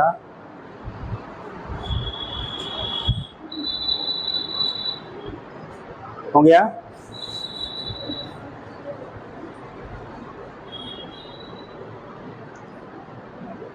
आप इतना समझ गए? तब अभी स्टार्टिंग में उन्होंने बोला था cohesive force and adhesive force, ठीक। Cohesive force and adhesive force. तो जो कोहेसिव फोर्स एडिसिव फोर्स होता है उसी के बेस पे इतनी चीज हम डिफाइन करते हैं बेटा। एक तो कांटेक्ट एंगल क्या होगा, ठीक, कांटेक्ट एंगल की वैल्यू क्या होगी, ठीक। दूसरा आपका होता है क्या, उसका शेप कैसा होगा मेनिस्कस का, लिक्विड मेनिस्कस का शेप कैसा होगा, और उस शेप और कांटेक्ट एंगल के बेस पे या कह लो शेप के बेस पे फिर हम लोग डिसाइड करेंगे कि लिक्विड कैपिलरी ट्यूब में राइज करेगा या फॉल करेगा, ठीक। कैपिलरी ट्यूब में लिक्विड राइज करेगा या फॉल करेगा, हम लोग किसके बेस पे करेंगे, फिर उसी शेप ऑफ द मेनिस्कस के बेस पे। और शेप का जो डिसीजन हम लोग ले रहे हैं वो किसके बेस पे कर रहे हैं, उनके बीच लगने वाला जो एडिसिव एंड कोहेसिव फोर्सेज है, ठीक। तो लिखिएगा, नेक्स्ट हेडिंग करिएगा। अच्छा एक चीज और समझिए, अगर मान लो ये तो एक्सेस प्रेशर है ना, अगर आपको आउटसाइड सरफेस का प्रेशर P नॉट हो, ठीक, यहीं पे हम एक पॉइंट लिख लें, ये इसी के नीचे, if pressure outside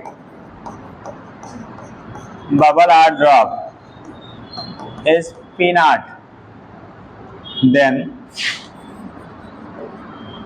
then inside net pressure, अंदर की तरफ नेट प्रेशर जो होगा, इसके लिए जब लिखेंगे बेटा तो यहाँ पे P की वैल्यू जो होगी, P इनसाइड टोटल जो प्रेशर होगा, बाहर का प्रेशर कितना लिया आपने, P नॉट, और यहाँ पे एक्सेस प्रेशर अंदर कितना लग रहा है, 2T/R। तो बेटा टोटल जो प्रेशर आपका इनसाइड हो जाएगा वो P नॉट तो बाहर से लग रहा था, अंदर इतना प्रेशर ज्यादा है ना, तो P नॉट प्लस 2T/R हो जाएगा। इसके कंडीशन में भी क्या होगा, P इनसाइड की जो वैल्यू होगी ये भी P नॉट प्लस कितना 2T/R होगा। लेकिन जब हम लोग किसकी बात करेंगे, शॉप बबल की बात करेंगे, तो यहाँ P इन की वैल्यू जो होगी वो P नॉट प्लस कितना 40 कितना हो जाएगा R। तो एक बार न्यूमेरिकल इसके पॉइंट पे बना देते हैं। एक्सटर्नल प्रेशर आपको दे दिया जाएगा, पूछा जाएगा इनसाइड प्रेशर कितना होगा, एक्सटर्नल वाला दिया रहेगा डायरेक्टली, इनसाइड प्रेशर निकालने के लिए उसमें 2T/R, T की वैल्यू सरफेस टेंशन दे देगा, रेडियस आपको दे देगा, तो वहां पे वैल्यू पुट करके आप क्या कर लेंगे, फाइंड कर लेंगे इनसाइड प्रेशर क्या है। या अगर इनसाइड दिया गया है और आउटसाइड प्रेशर निकालना है तो उसमें से इनसाइड वाले में से 2T/R माइनस कर लेना, आउटसाइड वाला मिल जाएगा, हो जाएगा।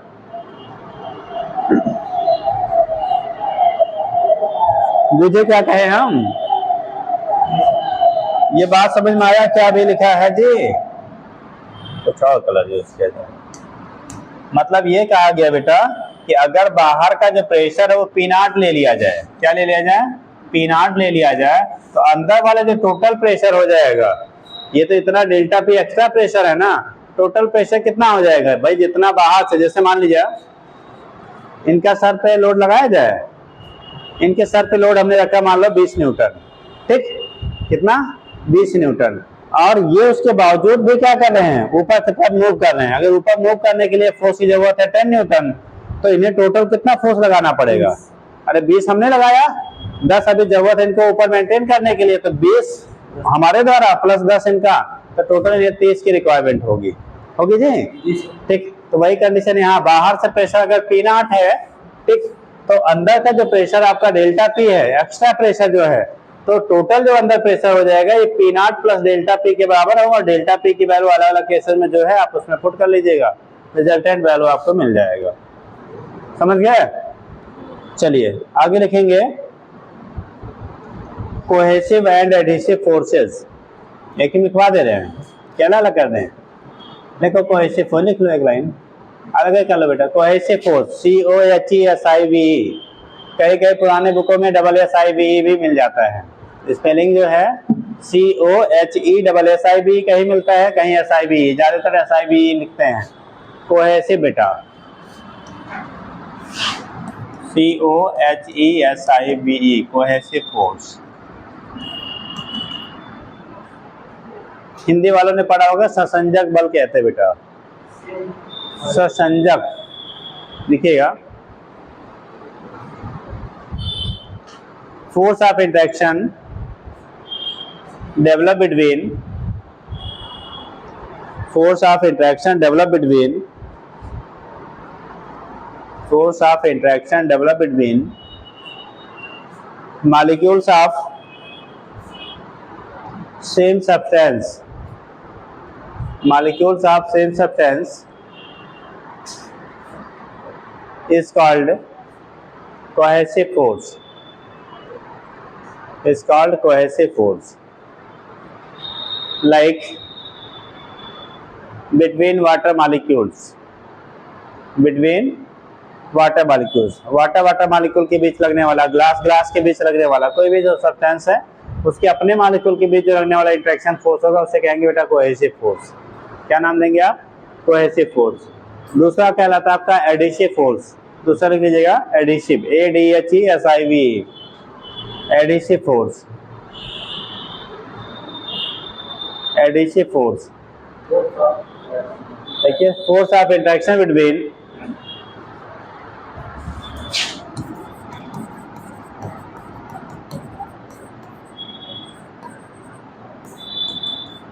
ये हो जाएगा force of interaction between molecules of different substances,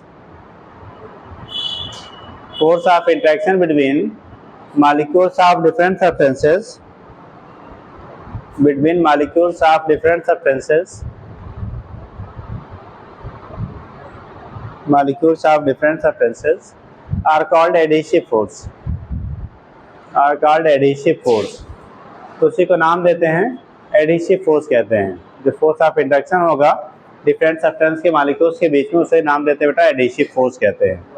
आप सुनना, जैसे ये तो फिलहाल इसका कॉन्सेप्ट अलग है, आप पेन से कॉपी पे लिख रहे हैं ना, पेन से कॉपी पे लिख रहे हैं तो इंक और पेपर, खड़ी हो जाए बेटा, इंक और पेपर जो है उसके बीच, इंक और पेपर के बीच एडिसिव फोर्स की वैल्यू लार्ज होगी या इंक के मॉलिक्यूल के बीच कोहेसिव फोर्स लार्ज होगा?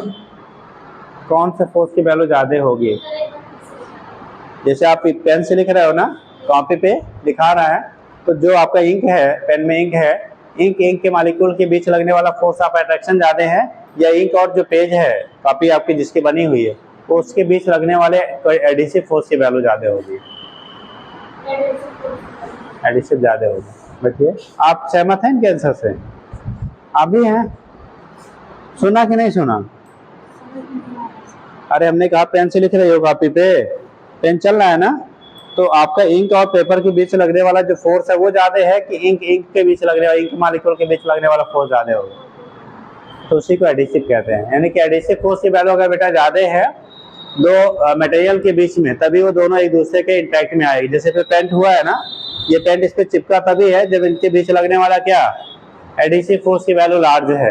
ठीक, तो अगर दो सरफेसेस के बीच में, दो सब्सटेंसेस के बीच में एडिसिव फोर्स की वैल्यू लार्ज होगा तो वो दोनों एक दूसरे के कांटेक्ट में आएंगे। अगर एडिसिव फोर्स की वैल्यू स्मॉल होगा, कोहेसिव लार्ज होगा, तो एक दूसरे के कांटेक्ट में नहीं आएंगे। अपने यहाँ जो एग्जांपल हम लोग को पढ़ना है ग्लास और वाटर और मरकरी और वाटर का हम लोग पढ़ते हैं। ठीक, ग्लास और वाटर, ठीक, आप कांच की गिलास ले लीजिए, ठीक, उसमें पानी भर दीजिए, तो उस कंडीशन में क्या होता है, जब पानी को आप गिरा देते हैं तो आप वाटर ड्रॉप क्या उसके कांटेक्ट में रहते हैं कि नहीं, चिपके रहते हैं कि नहीं, रहते हैं कि नहीं जी?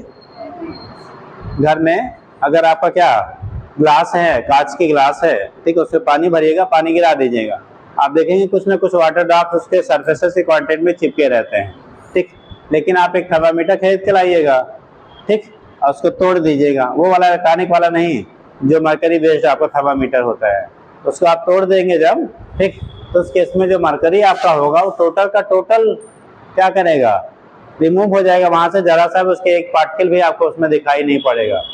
रीजन क्या है, जो मरकरी मॉलिक्यूल्स आपके होते हैं उनके बीच लगने वाला कोहेसिव फोर्स की वैल्यू लार्ज होता है इन कंपैरिजन टू मरकरी और ग्लास के बीच लगने वाला एडिसिव फोर्स।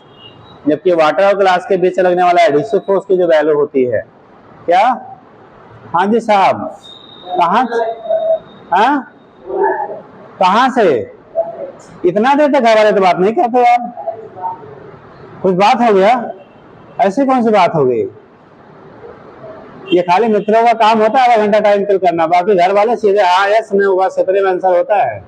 इतना तो हम भी पढ़े, जब से पैदा हुए तब से पढ़ा रहे हैं यार। ठीक, चलिए क्लास में दोबारा मत जाइएगा निकाल के आप बात करने, अगर कोई इमरजेंसी नहीं होगा तो। 15 मिनट से बतिया रहे, तेरे घर से फोन आ गया।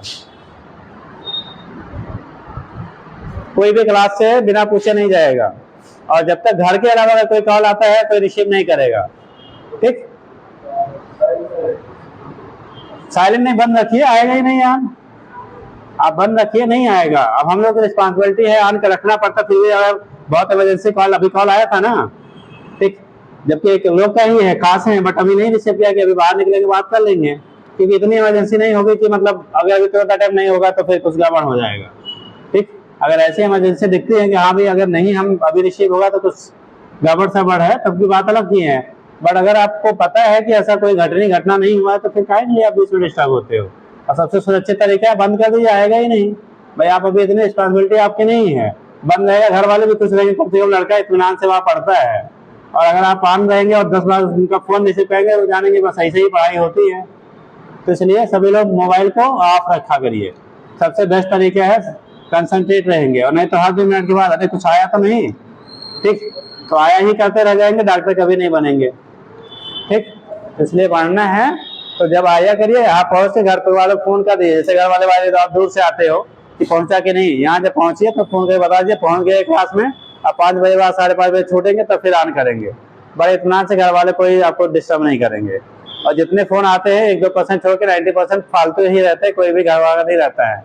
ठीक, इतना जितना जब से पढ़ रहे हैं उससे पहले पढ़ा रहे बेटा, इतना मुझे भी पता है। ठीक है, जब मोबाइल नहीं हुआ करता था तब से पढ़ा रहे हैं।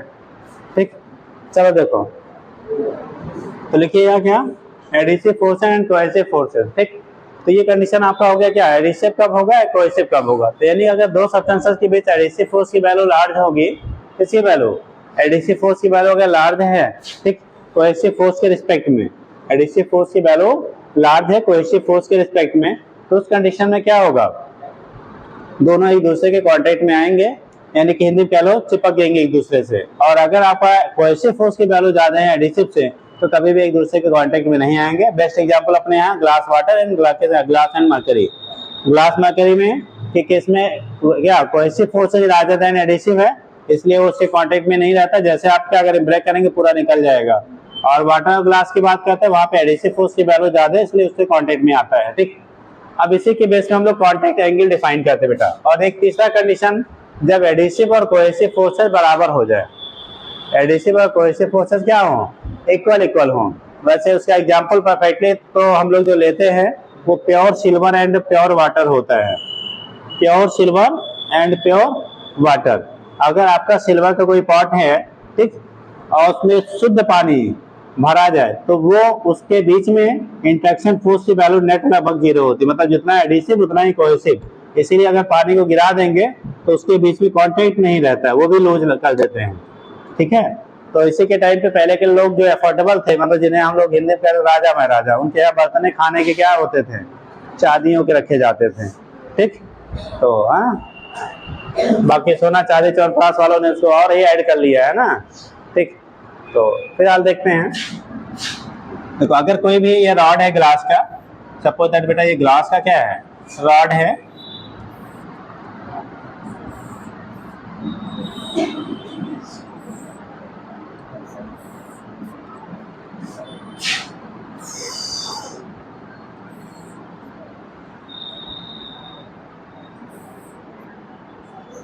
तीन अलग अलग केसेस हम लोग ले रहे हैं।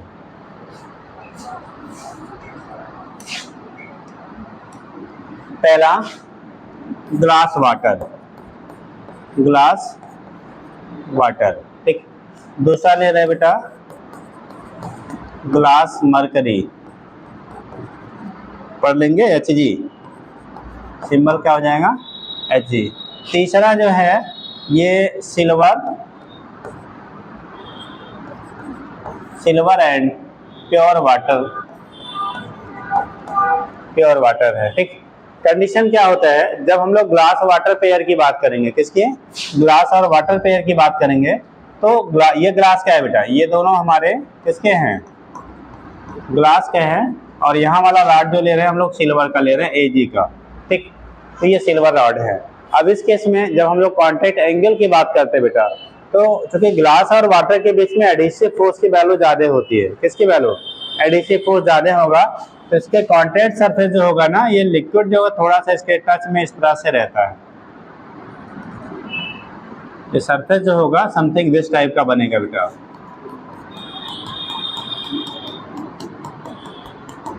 ठीक। यहाँ पे जब बात करते हैं, अगर हम लोग ग्लास और मरकरी, तो मरकरी मॉलिक्यूल के बीच लगने वाला इंट्रैक्शन फोर्स ग्लास और मरकरी के बीच लगने वाला क्या, थोड़े सा बस, तो उससे ज्यादा होता है। तो यहाँ पे जब आप दिखाओगे ना, तो जो शेप आपका होता है, टाइम क्या हो गया बेटा, हाँ कितना,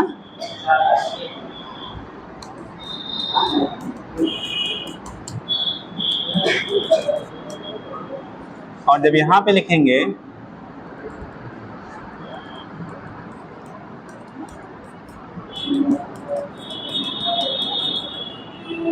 देखो जल्दी कर लीजिए, इस केस में जो हम लोग लिखेंगे, यहाँ पे एडिसिव फोर्स ग्रेटर देन, नीचे लिखें कोहेसिव फोर्स, और यहाँ जो कॉन्टैक्ट एंगल होगा थीटा लेस देन 90 डिग्री, यानी कि एक्यूरेट एंगल बनता है, ठीक, बातें नहीं बीच में। दूसरा होगा यहाँ पे adhesive force greater than, sorry less than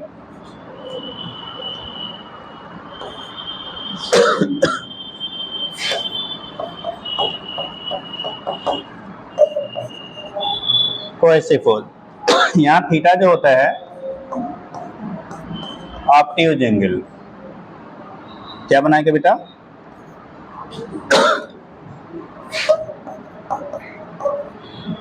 obtuse, और यहाँ पे adhesive force equal to cohesive force,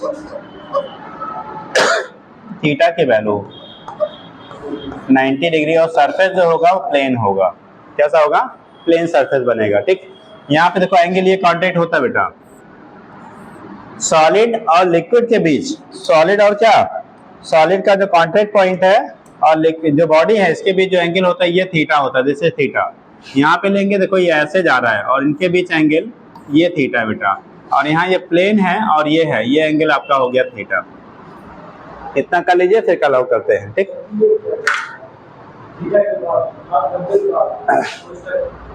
ये एक्यूरेट एंगल है, जिसे हिंदी में क्या कहते हैं, न्यून कोड, न्यून कहते हैं 90 से नीचे न्यून कोड, इससे अधिक कोड और उसे सब कोड 90 डिग्री, ठीक। चलिए कर लीजिए।